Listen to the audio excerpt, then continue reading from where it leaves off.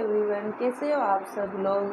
जैसे कि अपन ने चैप्टर 1 सेकंड शुरू कर दिया है, तो चैप्टर सेकंड का पार्ट 1 मैंने करवा दिया है। आज अपन पढ़ेंगे पार्ट 2। अगर आपने वो वाली वीडियो नहीं देखी है तो आप पहले जाके वो वाली वीडियो देखें और चैनल को सब्सक्राइब और लाइक ज़रूर कर दें। आपके एक लाइक से हमें बहुत मोटिवेशन मिलता है, इसीलिए आपको लाइक ज़रूर करना है, ठीक है। और नोट्स को अच्छे से पढ़ना, इससे बेहतर नोट्स आपको कहीं नहीं मिल सकते, ठीक है। ये नोट्स हम बड़ी मेहनत से बनाते हैं, इसीलिए आपको ये नोट्स सबसे बेस्ट है। तो आपको कहीं जाने की ज़रूरत नहीं है, तो आप 10th क्लास में ये नोट्स पढ़ के 100 में से 100 मार्क्स ला सकते हो, ठीक है। तो अपना आप अगला टॉपिक है आयनिक यौगिक। आयनिक यौगिक क्या होते हैं? जब धातु से अधातु में इलेक्ट्रॉन का ट्रांसफर, स्थानांतरण को बोलते हैं ट्रांसफर, से बने यौगिकों को आयनिक यौगिक या वैद्युत सहसंयोजक यौगिक कहा जाता है। जैसे NaCl, मैं बोलूँ Na+Cl- होता है, ठीक है, ठीक है। तो ये क्या होता है? ये आयन होते हैं, ये धनायन होते हैं और ये ऋणायन होते हैं। जब ये धातु से अधातु में ट्रांसफर करते हैं तो ये जो क्रिया होती है धातु से अधातु में ट्रांसफरों का या इलेक्ट्रॉनों का या धनावेशित या ऋणावेशित इलेक्ट्रॉनों का अधातु में ट्रांसफर होना ही आयनिक यौगिक कहलाता है। आयनिक यौगिकों को एक और नाम से जाना जाता है, उसे अपन बोलते हैं वैद्युत सहसंयोजक यौगिक। अगर वैद्युत सहसंयोजक यौगिक आए या आयनिक यौगिक आए, अपन को कन्फ्यूजन नहीं होना है, ठीक है। आयनिक यौगिकों के गुणधर्म, भौतिक प्रकृति।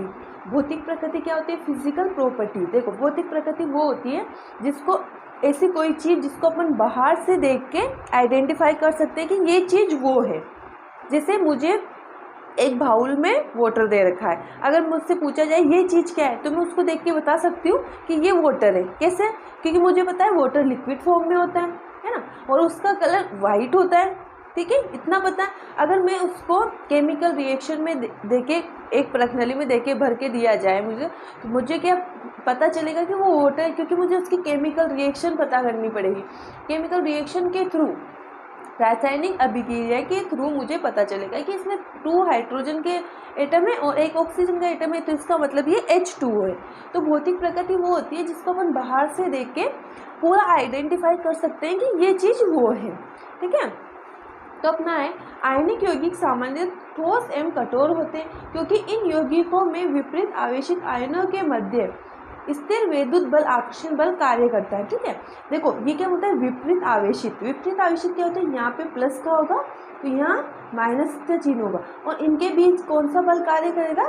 परबल स्थिर वैद्युत आकर्षण बल कार्य करता है। सामान्य रूप से इनकी प्रकृति भंगुर होती है, ठीक है। अब आता है अपना गलनांक एवं कथनांक। गलनांक एवं कथनांक, आयनिक यौगिकों का गलनांक एवं कथनांक बहुत अधिक होता है। मतलब गलनांक का मतलब क्या होता है, कथनांक का मतलब क्या होता है? आपने अपन बचपन से 5th क्लास से पढ़ते आ रहे कि गलनांक क्या होता है, कथनांक क्या होता है। मैं आपको बताती हूँ कि गलनांक वो होता है ऐसा अधिकतम या ऐसा मिनिमम टेम्परेचर जिसपे आयनिक पदार्थ अपनी द्रव अवस्था में आ जाते हैं, ठीक है। ऐसा मिनिमम या मैक्सिमम टेम्परेचर जिसमें आयनिक पदार्थ अपनी द्रव अवस्था में आ जाता है, उसमें क्या होता है? जो 100 डिग्री सेल्सियस तक गर्म हो जाता है। ऐसा टेम्परेचर जिसमें पदार्थ 100, तो मतलब अपन बोलते हैं उसका कथनांक कितना है? बहुत अधिक होता है, क्योंकि ये मजबूत विद्युत वाहक बल के द्वारा जुड़े होते हैं, ठीक है। अगला आता है अपना घुलनशीलता। घुलनशीलता क्या होती है? वैद्युत सहसंयोजक यौगिक सामान्यतः जल में घुलनशील तथा केरोसिन, पेट्रोल आदि जैसे विलायकों में अविलेय होते हैं। अविलेय मतलब होते हैं जैसे केरोसिन, पेट्रोल में घुलनशीलता नहीं दर्शाते, जबकि ये जल में घुलनशीलता दर्शाते हैं, ठीक है। अब आता है अगला अपना वैद्युत चालकता। वैद्युत चालकता, वैद्युत चालकता क्या होती है ना? वैद्युत चालकता, ठोस अवस्था में आयनिक यौगिक विद्युत का चालन नहीं करते हैं। जैसे ठोस अवस्था, जैसे लकड़ी है, क्या लकड़ी में विद्युत का चालन हो सकता है? लकड़ी में करंट आता है क्या? नहीं आता, क्योंकि ये ठोस अवस्था में होती है। ठोस अवस्था में होने के कारण ये विद्युत का चालन नहीं करते, परंतु आयनिक यौगिक गलित अवस्था में विद्युत का चालन करते हैं, ठीक है। अब अपन को पढ़ना है धातु का निष्कर्षण। धातुओं का निष्कर्षण, ठीक है। धातुओं का निष्कर्षण कैसे करते हैं। जैसे अभी सोना चांदी है, जैसे अपने सोना चांदी भूपट्टी में पाए जाते हैं, क्या वो स्वतंत्र अवस्था में निकलते हैं? जैसे सोना अपन खरीदते हैं वैसे सोना निकलता है क्या? नहीं निकलता। उनके साथ बहुत सारी अशुद्धियाँ होती हैं, उनको पहले निकाला जाता है, उन अशुद्धियों को हटाया जाता है, फिर उनको उनकी प्रोसेस के थ्रू ऐसा बनाया जाता है। इसीलिए धातु कभी भी एकल फॉर्म में नहीं होती, बहुत सारी अशुद्धियों के साथ मिक्स होती है। तो वही अपन पढ़ रहे हैं कि धातुओं का निष्कर्षण मतलब उनके ऊपर जो अशुद्धियाँ होती है उनको कैसे हटाया जाता है। निष्कर्षण का मतलब यही होता है। कुछ धातुएं भूपट्टी में स्वतंत्र अवस्था में पाई जाती है तथा कुछ धातुएं अपने यौगिकों के रूप में मिलती हैं। सक्रियता श्रेणी के में नीचे आने वाली धातुएं सबसे कम क्रियाशील होती एवं स्वतंत्र अवस्था में पाई जाती है, जैसे सोना, चांदी, तांबा आदि। ठीक है। सक्रियता श्रेणी में सबसे ऊपर आने वाली धातुएं के पोटेशियम, सोडियम, कैल्शियम, मैग्नीशियम एवं एल्यूमिनियम बहुत अधिक क्रियाशील होती है तथा कभी भी स्वतंत्र रूप में नहीं पाई जाती। जैसे ये होती है ना, ये कभी भी स्वतंत्र रूप में नहीं पाई जाती, मतलब अपने यौगिकों के साथ ही मिलती है। अब अयस्कों का समृद्धिकरण। पृथ्वी से निकाले गए अयस्कों में मिट्टी, रेत आदि बहुत सी अशुद्धियाँ होती है जिससे घेंग होते हैं। अयस्क क्या बोल रहे हैं? जो धातुओं का निष्कासन कर रहे हैं ना अपन, धातु जैसे सोना चांदी, इनको ही अपन अयस्क बोल रहे हैं। अयस्क क्यों बोल रहे हैं? क्योंकि ये भूपट्टी से निकाले जाते हैं और इनके ऊपर जो अशुद्धियाँ चिपकी होती है उनको अपन घेंग बोलते हैं। ठीक है, घेंग बोलते हैं। अयस्कों में सर्वप्रथम घेंग को हटाया जाता है। अयस्क एवं घेंग के भौतिक और रासायनिक गुणधर्मों के आधार पर विभिन्न तकनीकों का उपयोग घेंग को हटाने में करते हैं। सक्रियता श्रेणी, सबसे पहला उपयोग है अपना सक्रियता श्रेणी में नीचे आने वाली धातुओं का निष्कर्षण। सक्रियता श्रेणी में नीचे आने वाली धातुएं कम क्रियाशील होती है। इन धातुओं के ऑक्साइड को केवल गर्म, क्योंकि ये कम रिएक्टिव होती है इसलिए इनको गर्म करने पर इनके ऑक्साइड क्या होते हैं? धातु में चेंज हो जाते हैं। ठीक है। और अगला है अपना सक्रियता श्रेणी के मध्य में स्थित धातुओं का निष्कासन। आयरन, जिंक, कॉपर आदि भी अभिक्रियाशीलता मध्यम होती है। प्रकृति में ये धातुएं प्राय सल्फाइड या कार्बोनेट के रूप में पाई जाती हैं। तो सल्फाइड और कार्बोनेट के रूप में पाई जाती है। अब आता है अगला भर्जन। भर्जन क्या होता है? सल्फाइड और अयस्क को वायु के साथ गर्म करने पर यह ऑक्साइड में परिवर्तित हो जाती है। यह प्रक्रिया भर्जन कहलाती है। ठीक है। उदाहरण के लिए 2ZnS + 3O2, तो 2ZnO वो सल्फाइड अयस्क बनाएंगी। ये सल्फाइड अयस्क है अपना।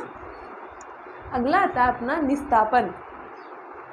निस्तापन किसे कहते हैं? धातु कार्बोनेट या धातु ऑक्साइड अयस्क को सीमित वायु में अधिक ताप पर गर्म करने पर ये ऑक्साइड में परिवर्तित हो जाते हैं। इस प्रक्रिया को निस्तापन कहते हैं। मतलब निस्तापन का मतलब है हटाना।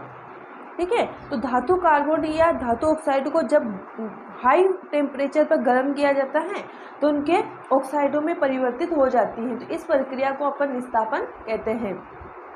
ZnCO3 हीट को गर्म करेंगे अपन तो ZnO सॉलिड अवस्था में, ये जो पीछे SG लिखा रहता है ना, इसको बोलते हैं अपन सॉलिड और इसको बोलते हैं गैस। CO2 गैसीय अवस्था में होती है।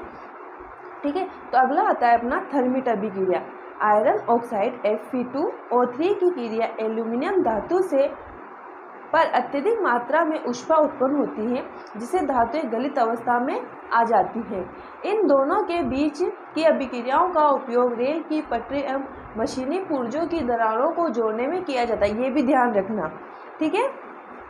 अब आता है अपना सक्रियता श्रेणी में सबसे ऊपर स्थित धातुओं का निष्कासन कैसे किया जाता है। ठीक है। कार्बन के द्वारा सोडियम, मैग्नीशियम, कैल्शियम, एल्यूमिनियम आदि के ऑक्साइड का अपचयन करके उन्हें धातुओं में परिवर्तित नहीं किया जा सकता।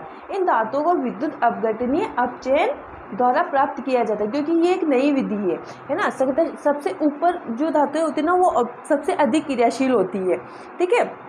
तो इनको इतनी आसानी से या किसी के साथ गर्म करने से इनके ऑक्साइड में परिवर्तित नहीं होती, इसलिए इनका एक विधि द्वारा किया जाता है। इसे अपन विद्युत अपघटनीय विधि कहते हैं।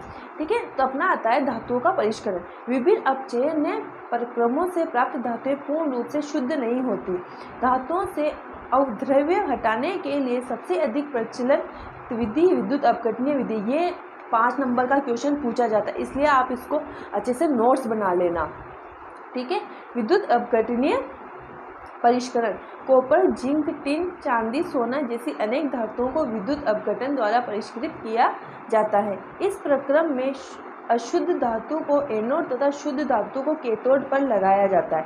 क्या किया जाता है, सबसे पहले जो अशुद्ध धातु होती है ना उसको तो एनोड पर और शुद्ध धातु को कैथोड बनाया जाता है। धातु के लवण के विलयन को विद्युत अपघट्य के रूप में उपयोग में लाया जाता है। अम्लीकृत कॉपर सल्फेट का विलयन विद्युत अपघट्य है। जो अपन को जिस चीज़ का अपन को शुद्धिकरण करना है उसका तो अपन विलयन बनाते हैं, और जो शुद्ध धातु होते हैं उसका एनोड कैथोड बनाते हैं और अशुद्ध धातु का एनोड बनाते हैं।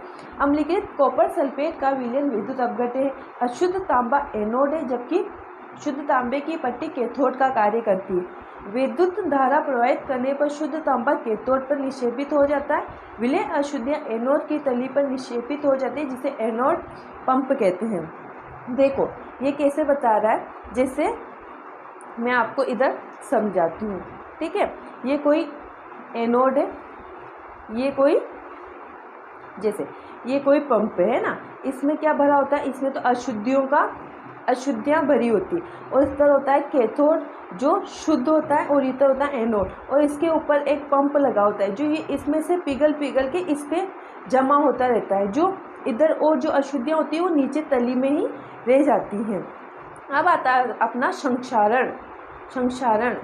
जब कोई धातु अपने आसपास अम्ल, आर्द्रता, नमी, ऑक्सीजन आदि के संपर्क में आने पर यह संक्षारित हो जाती है, तो इसे संक्षारण या जंग लगना कहते हैं।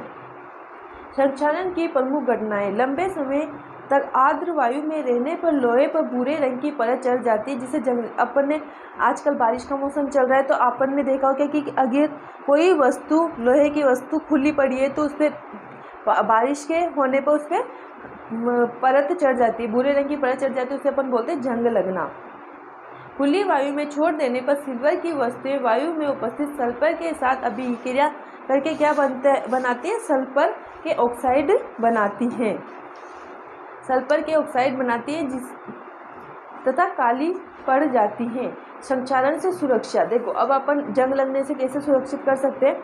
जंग लगने से लोहे को बचाने के लिए उस पर या तो पेंट करते हैं, बहुत से लोग क्या होते हैं उन पे पेंट कर देते हैं। जंग को अन्य विधियों के द्वारा भी रोका जा सकता है।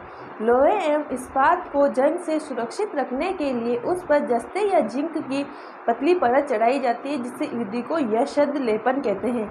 ये 1 नंबर में बहुत पूछी जाती है। यदि लोहे के साथ अन्य कोई पदार्थ मिला दिया जाए तो वह पदार्थ के गुणधर्म बदल जाते, तो पदार्थ धातु या अधातु भी हो सकता है। अब मिश्र धातु किसे कहते हैं, ये 1 नंबर में पूछी ही जाएगी। जब 2 या 2 से अधिक धातु के संगामी मिश्रण को मिश्र धातु कहते हैं। जैसे ये मिश्र धातु है अपने, और ये अवयव है और ये उपयोग है, तो इसके स्क्रीनशॉट ले लेना।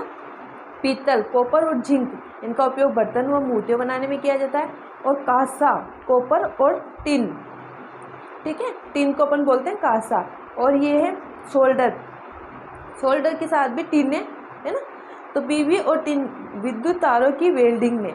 तो ये आप स्क्रीनशॉट ले लेना इसका, ठीक है, और आप अपने नोट्स कंप्लीट कर लेना। ये अपना चैप्टर 3 हुआ कंप्लीट। इससे आगे की वीडियो में मैं आपको देखो इम्पोर्टेंट नोट्स की वीडियो दूंगी, इम्पोर्टेंट क्वेश्चन जो 100% अपने एग्ज़ाम में आएंगे उनकी सारी वीडियो मिलेगी आपको।